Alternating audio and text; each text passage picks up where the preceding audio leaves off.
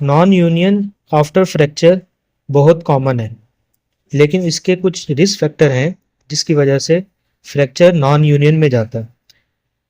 For example हमारी यहाँ पर एक टीबिया है, इसका यहाँ पर फ्रैक्चर हुआ मिड शाफ्ट का, ठीक है।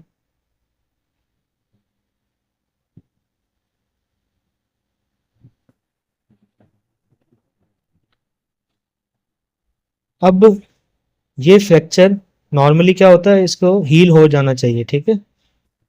लेकिन कुछ रिस्क फैक्टर ऐसे होते हैं पेशेंट में जो कि नॉन यूनियन का सबब बनते हैं। तो वो जो रिस्क फैक्टर है नॉन यूनियन के, आज हम वही डिस्कस करेंगे। कौन कौन से ऐसे रिस्क फैक्टर हैं जो कि नॉन यूनियन का सबब बनते हैं। तो इसमें सबसे पहले हमारे पास आता है पेशेंट रिलेटेड रिस्क फैक्टर, जिसे हम कहते हैं सिस्टमिक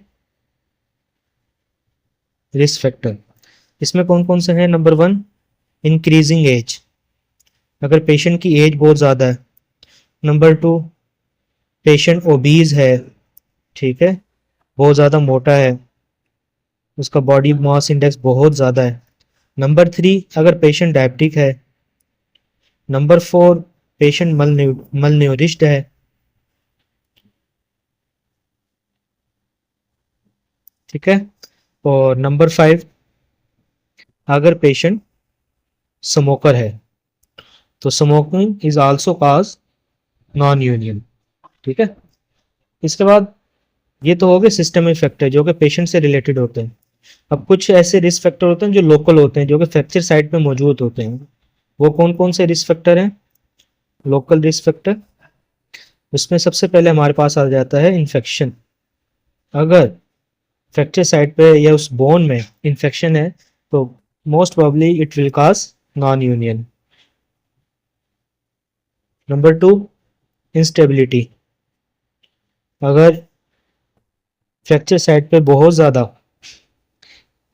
मोबिलिटी है, प्रॉपरली पे जो फ्रैक्चर है वो रिड्यूस नहीं हुआ, और मोबाइल है, फ्रैगमेंट जो है वो मोबाइल है, मोबिलिटी है, तो इंस्टेबिलिटी काज कराएगी, और इंस्टेबिलिटी जो है नॉन यूनियन की वजह बनेगी।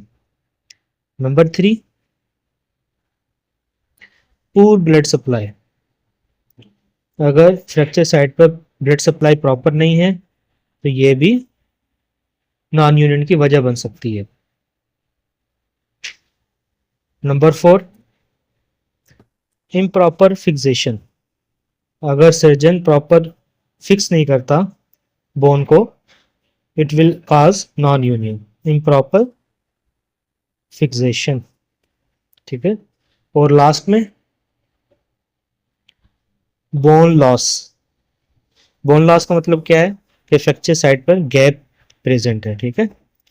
तो अगर फ्रैक्चर साइट पर गैप बहुत ज़्यादा होगा तो वो भी नॉन यूनियन की वजह बनेगी।